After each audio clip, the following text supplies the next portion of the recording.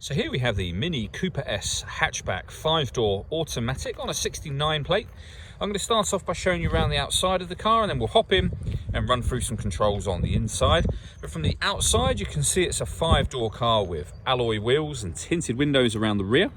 Let's start off inside the boot and then work our way around the rest of the car from there. So as we approach the back of the car, you can see we have reversing sensors.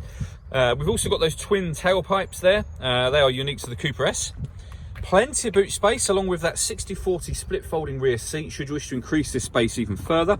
And then this tray section will lift to reveal even more space, and it stores away just behind the rear seats.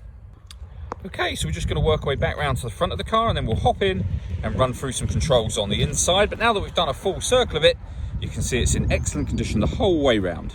Just briefly before we climb in, I think it's well worth seeing the interior from this exterior point of view. You get full leather seats, as you can see. There's plenty to run through on the dashboard, so let's hop in and we'll do that right now. Okay, now that we're inside the car, we're going to start with the dials. On the left-hand side, we have the rev counter. We have the speedometer in the middle. We've also got the trip computer there as well. So you'll see the total miles for this car are 1,993. You can change information displayed above that by pressing a button on the end of the indicator stalk for various bits of trip computer information, or you can have a digital readout for the speedometer, which you can see being displayed now. If we back out to the steering wheel, on the left-hand side, we have cruise control and speed limiter, and on the right-hand side, stereo and phone controls, including voice activation for your phone just there. And you can see just behind the steering wheel, the minus and plus paddle. That is so that you can change gear manually with this automatic gearbox. Over in the center, we have the touchscreen for the car. So this, amongst other things, is where you compare your phone. You can use it as a touchscreen, which is what I'm doing at the moment, or you can do everything with your left hand while you're driving along by using the controls down here. So this dial will essentially act as a mouse would on a computer. You can highlight things, for example, like the radio. You'll see we have DAB radio, FM as well. You can stream music wirelessly via Bluetooth audio, so your own music that is. You can also plug in a USB device and listen to your music that way. If you plug in a USB device, you'll also have Apple CarPlay. We've done a video showing how that works. You can see that on our website and also on our YouTube channel.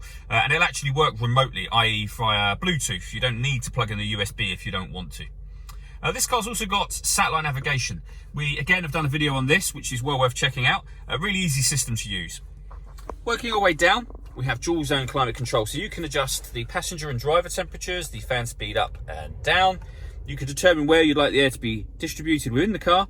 When you're happy with those settings, that button turns the air conditioning on and then off again, of course, or hit auto.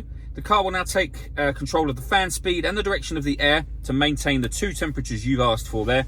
To override it, just press the auto button again. Underneath that, we've got heated driver and passenger seats, both with 3 different heat settings each. And at the bottom, we can turn off traction control. That button starts and stops the engine for the car. And this one will turn off the stop and start. This car is designed to cut out when it's stationary in traffic, which will save you fuel. Hit that button to turn that system off. We have a 12-volt charging socket and USB input, and then the gear lever for the fully automatic gearbox just there. All that leaves me to say is thank you for taking the time to watch this video. If you'd like to come and see the car in person and have a test drive, please feel free to call any of our MJA sites. We'd love to hear from you soon.